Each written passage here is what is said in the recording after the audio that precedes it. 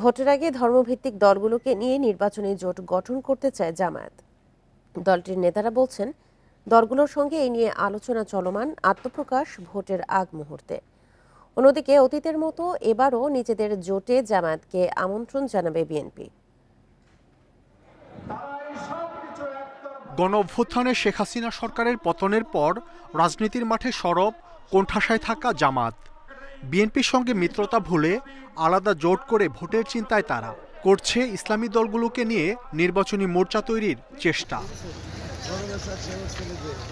চরমোনাই পীরের মধ্যাহ্নভোজে জামাতের আমির সহ কেন্দ্রীয় নেতাদের অংশগ্রহণও ছিল আলোচনায়। এতেই রাজনীতির মাঠে আলোচনার কেন্দ্রে এখন ইসলামিক জোট গঠনের প্রসঙ্গ।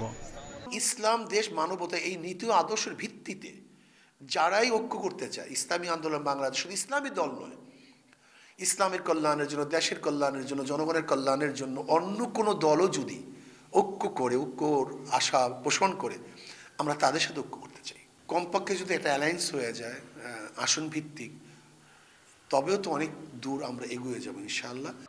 জামাত নেতারা বলছেন, ইসলামিক দলগুলোর মধ্যে থাকা মতবিরোধ নগণ্য বিষয়ে, সেসব নিয়ে কাজ করছেন তারা। ভিন্ন মত প্রকাশ মানে এটা নয় যে সম্পর্ক খারাপ হয়ে গেছে, সেখানে দলীয় স্বার্থের ঊর্ধ্বটি আমাদের কাজ করতে হবে। আর নির্বাচনী ঐক্য যদি আপনি বলেন, সেটার আমরা এখন বলছি না যে ঐক্য হবে কি না, আর কি হবে না হবে, এটা এখনো সময় আসেনি। সময় আসলে সেটা আমরা আলোচনা করেই সিদ্ধান্ত নিয়েই প্রকাশ করব। এই উদ্যোগকে বিএনপি নেতারা স্বাগত জানালেও জামাতকে সঙ্গে নিয়ে ভোটে যাওয়া তাদেরও আশা।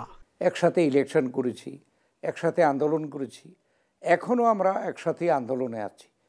এখন বাকি সময়টুকু আমরা অপেক্ষা করব যে যদি জামাত ইসলাম আমাদের সাথে তারা আন্তরিকভাবে ঐক্যবদ্ধভাবে কাজ করে, তাহলে হয়তো নির্বাচনের সময়ও একটা ব্যবস্থা থাকতে পারে।